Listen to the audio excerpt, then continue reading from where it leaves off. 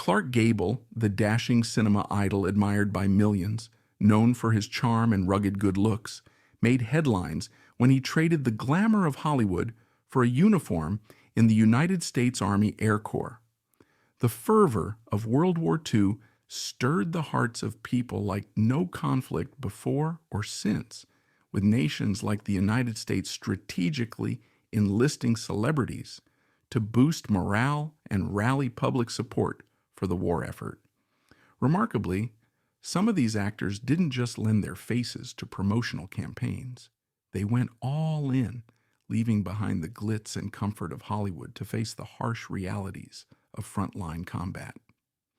Here's a look at 10 silver screen stars who not only entertained audiences but also served during the Second World War. One of them once humbly remarked, "I was just waiting for the war to be over," a sentiment reflecting the profound sense of duty and sacrifice that marked an extraordinary chapter in their lives. Number 1, Jimmy Stewart.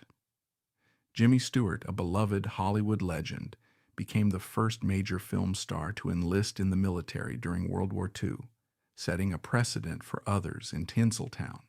Stewart's decision was deeply rooted in his family's long-standing military tradition. Both of his grandfathers had served in the Civil War, and his father had been a veteran of World War I.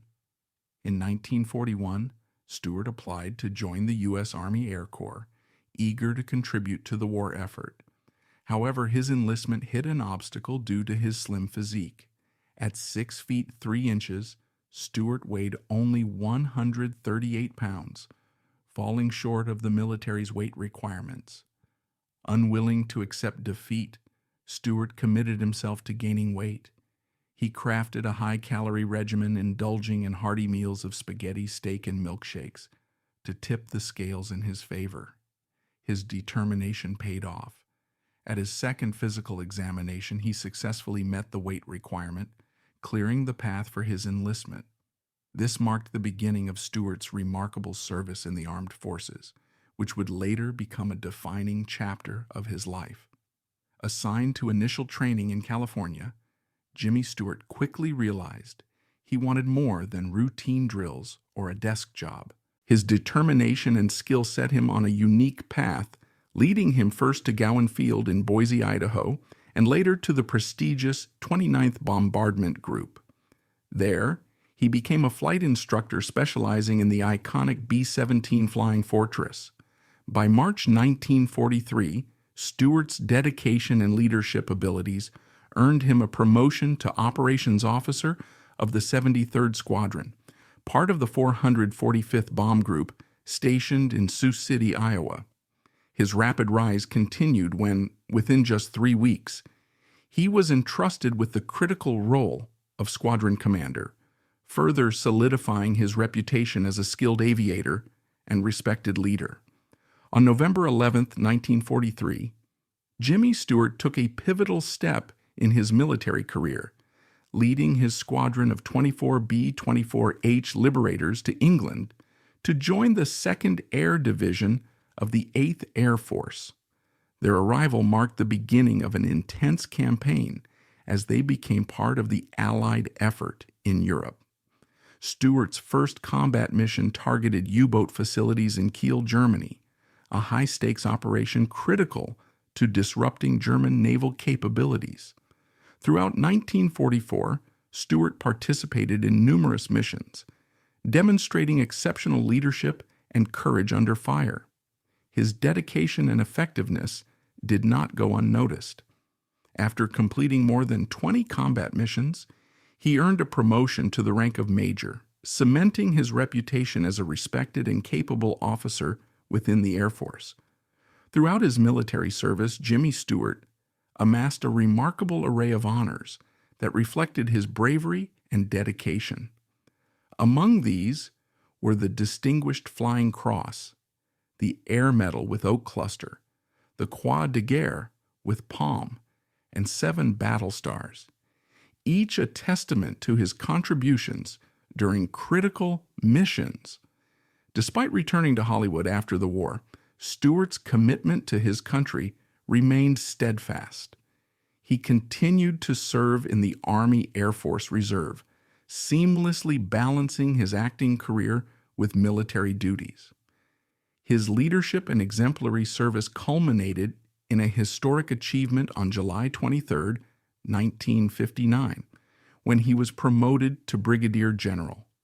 This promotion not only highlighted his enduring impact on the military, but also cemented his legacy as a cherished leader respected by his peers and troops alike. Number 2, Marcel Marceau, born Marcel Mongol in the 1920s to Jewish parents in France, the man who would later become the iconic mime artist Marcel Marceau, made a life-defining change at the young age of 6, adopting his now famous surname. This simple act foreshadowed the reinvention that would characterize his life. During the Second World War, Marcel and his family faced the horrors that befell many Jewish families. Fleeing to the city of Lyon to escape persecution, Marcel confronted an unimaginable tragedy. His father, Charles Mangel, was deported to Auschwitz, where he ultimately lost his life. This devastating loss would leave an indelible mark on Marceau, fueling both his artistry and his later humanitarian efforts. During their time in Lyon, Marcel and his younger brother Alain took a bold stand by joining the French resistance, risking their lives to fight against German oppression. Among their critical efforts was the forging of documents and identity cards, a vital task that disrupted German attempts to force French children into labor camps. Marcel's bravery went even further. He reportedly saved the lives of more than 70 Jewish children. Disguised as a Boy Scout leader, he ingeniously guided these children across dangerous terrain and led them to safety in neutral Switzerland, exemplifying extraordinary courage and resourcefulness in the face of adversity. After France's liberation, Marcel Marceau joined the Free French forces under the command of Charles de Gaulle, determined to contribute to the fight for freedom. His linguistic skills in French, English, and German proved invaluable, allowing him to serve as a liaison officer with U.S. General George Patton's army. Amid the chaos of war, Marceau discovered a way to bring moments of light and hope to his fellow soldiers. He began performing mime routines to entertain French troops, showcasing the early development of his legendary character, Bip the Mime. These performances not only provided brief respites from the harsh realities of war, but also set the foundation for the career that would make him an international icon. Number 3, B. Arthur. Despite B. Arthur's steadfast denial throughout her life of having served in the United States Marine Corps Women's Reserve during World War II, military records uncovered in 2010, reported by the Smoking Gun and Time, revealed otherwise. Under her birth name Bernice Frankel, she enlisted in 1943 at just 21 years old. Serving for 30 months as a typist and truck driver, Arthur excelled in her duties, earning rapid promotions from private to corporal, and eventually reaching the rank of staff sergeant. This newfound information added a fascinating chapter to the legacy of the beloved actress, highlighting her contributions during a pivotal moment in history. During her time in service, she was stationed at Marine Corps and Navy air stations in North Carolina and Virginia. As part of the enlistment process, Arthur underwent personality evaluations, which painted a complex picture of her character. These assessments described her as argumentative and over-aggressive, traits that might have been seen as challenging in a hierarchical military structure. A handwritten note from a Marine interviewer further highlighted this perception, labeling her as officious. However, it also recognized her potential, noting that she could excel as a diligent worker provided she was granted a degree of independence. This duality in her personality hinted at the drive and determination that would later define her career and legacy. Despite her swift promotions and commendable service, B. Arthur's military career concluded in September 1945 with an honorable discharge. Contrary to rumors that her departure stemmed from alleged aggressive behavior, her military records only included one misconduct report. This incident detailed her incapacitation for duty for 5 weeks in late 1944 due to contracting a venereal disease. The revelation of these records, which came to light long after her death, not only contradicted Arthur's lifelong denial of military service, but also added a surprising dimension to her life story, showcasing a chapter she had kept hidden from the public eye. Number 4. Mel Brooks. Mel Brooks, the legendary comedic mind, embarked on his military journey shortly after graduating high school in 1944, at the young age of 17. Born Melvin Kaminsky, his exceptional intelligence was quickly recognized, earning him a spot in the Army Specialized Training Program, ASTP. This prestigious program provided Brooks with specialized training in military engineering, horsemanship, and the art of saber-wielding. While these skills were a far cry from the comedic brilliance he would later bring to the world, they demonstrated his adaptability and intellectual prowess, even in a military setting. In June of that year, Mel Brooks was deployed to Europe with the 11th 104th Engineer Combat Group and participated in the historic Battle of the Bulge. While he later minimized the extent of his involvement in the heaviest combat, Brooks accompanied Allied forces through France, Belgium, the Netherlands, and Germany. His unit's contributions were vital, constructing key bridges that facilitated troop movements. Among their accomplishments were the first bridge over the Roer River and additional crossings over the Rhine and Weser rivers, which proved critical to the Allied advance into Germany. Despite enduring relentless shelling, sniper attacks, and the omnipresent danger of landmines, Mel Brooks and his unit remained steadfast in their mission. Their efforts focused on clearing roads of hazardous debris and disarming explosives, with Brooks often taking personal responsibility for these perilous tasks. On occasion, he was called upon to serve as infantry, directly engaging in combat. Always at the forefront of Allied advances, Brooks demonstrated remarkable courage and resilience, embodying the tenacity needed to navigate the harrowing conditions of wartime. After the war, Mel Brooks was honorably discharged with the rank of corporal. He transitioned to a career in comedy, where he found extraordinary success, notably with his 1967 hit The Producers. The film became famous for its satirical and daring song Springtime for Hitler, cementing Brooks as a master of bold comedic commentary. Reflecting on his time in the military, Brooks once joked, "I was a combat engineer. Isn't that ridiculous? The two things I hate most in the world are combat and engineering," showcasing his signature wit while acknowledging the unlikely juxtaposition of his wartime role and his comedic persona.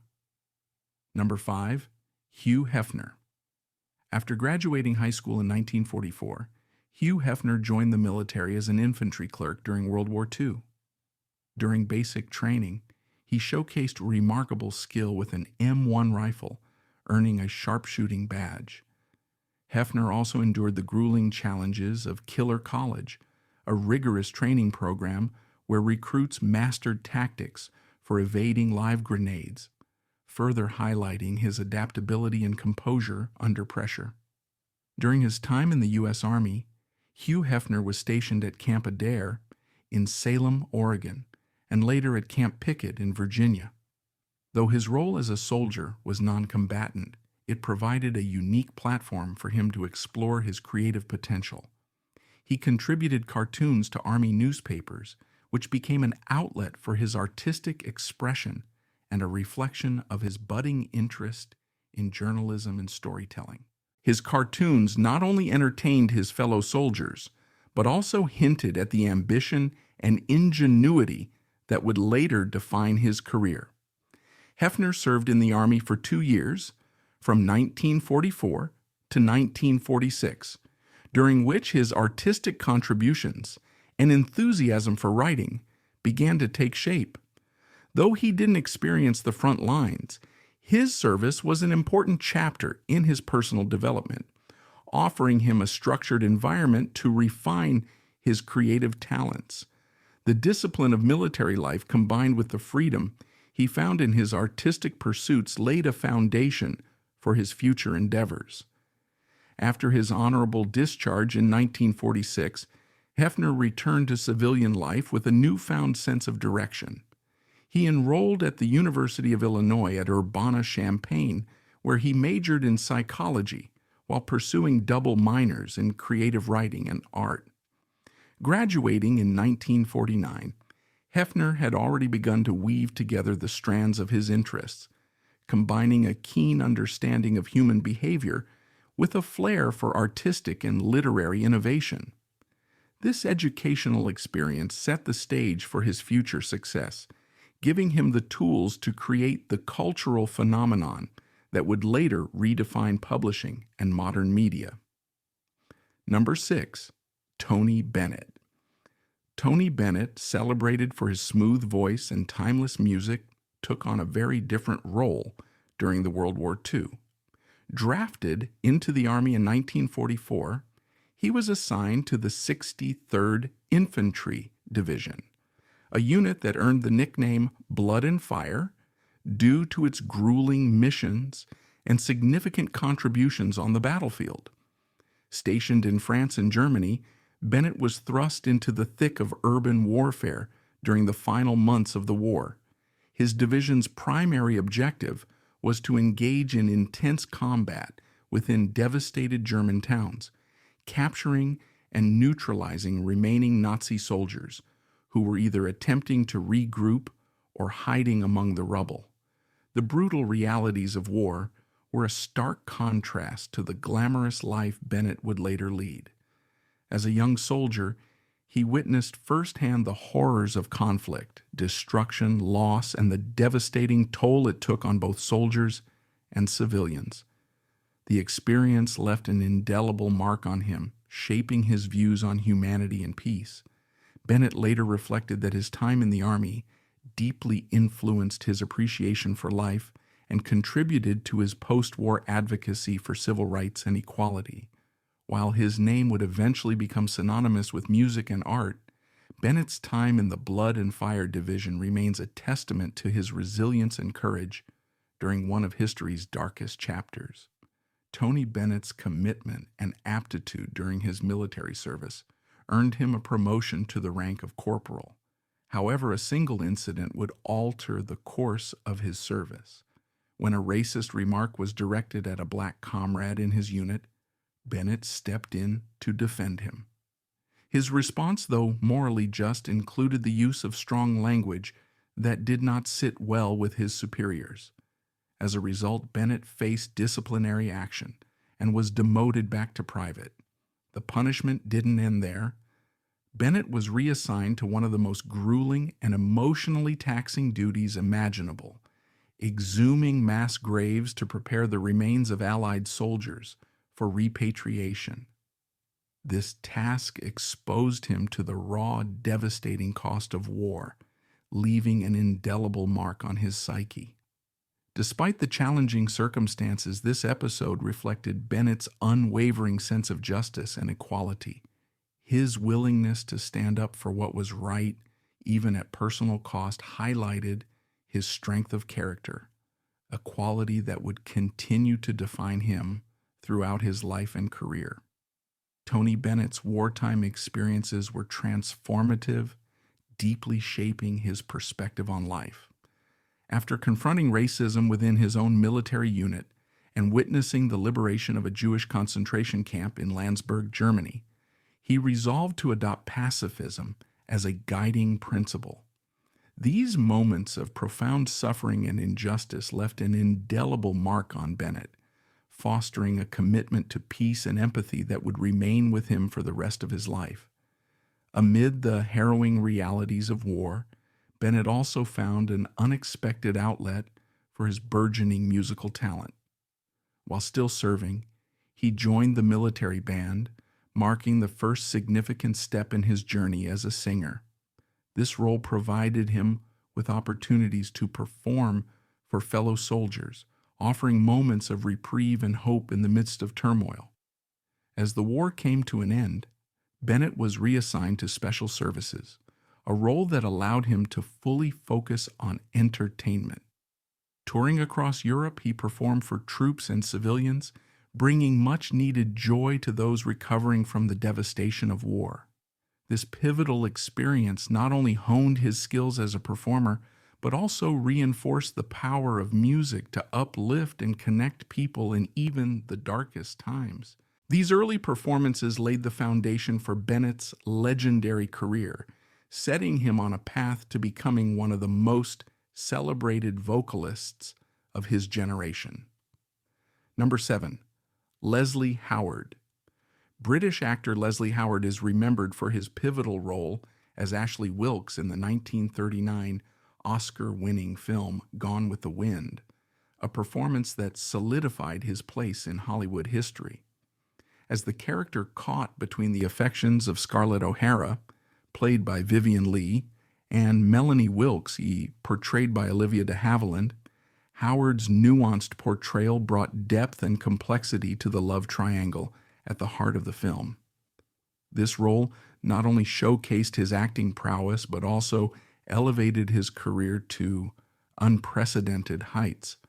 What is often overlooked, however, is the tragic and untimely end to Howard's life, just a few years after this career-defining moment. His passing left a void in the film industry and underscored the fleeting nature of even the brightest stars in Hollywood. Howard's life ended tragically on June 1, 1943, at the age of 50. He was aboard BOAC Flight 777, a civilian airliner traveling from Lisbon, Portugal, to Bristol, England. During the flight, the plane came under attack by 8 German Junkers Ju-88 aircraft. The assault was relentless, and the airliner was shot down, crashing into the Bay of Biscay. The disaster claimed the lives of all 17 people on board, leaving behind a devastating loss felt by many. The tragic downing of the Douglas DC-3 plane carrying Leslie Howard continues to fuel numerous conspiracy theories about the motives behind its targeting. One of the most prevalent theories suggests that German forces mistakenly believed British Prime Minister Winston Churchill was aboard the flight, as he was scheduled to return from Lisbon that same day on a different aircraft. This mistaken identity theory has captivated historians and conspiracy theorists alike, pointing to the high stakes of wartime espionage and intelligence failures. Another theory posits that Leslie Howard and several other passengers were suspected of being British spies, turning the plane into a target for the Luftwaffe. Howard's close ties to British propaganda efforts and his involvement in wartime morale-boosting initiatives add weight to this speculation. These theories, though unconfirmed, lend an air of intrigue to the already devastating event, keeping the mystery alive decades after the tragedy. Before his premature death, Leslie Howard had been deeply engaged in anti-German propaganda and had produced films to support the war effort. There were also persistent rumors about his possible ties to British intelligence. During his final days, Howard had been giving lectures in Spain and Portugal to promote his war film, The Lamp Still Burns. The mystery surrounding his death was explored in the 2016 documentary Leslie Howard, The Man Who Gave a Damn, which shed light on his life and tragic demise. Intriguingly, the documentary revealed that Foreign Office files related to the downing of BOAC Flight 777 remained classified, adding an air of speculation to the circumstances of his passing. The veil of secrecy surrounding the tragic incident has led to speculation that Bletchley Park, the hub of wartime intelligence operations, may have intercepted German plans to target the aircraft. However, it is widely believed that officials chose not to act on this information, fearing that any intervention might expose the fact that British cryptographers had successfully cracked the Enigma code. Preserving this critical advantage was deemed more crucial than preventing the attack, a grim calculation typical of wartime strategy.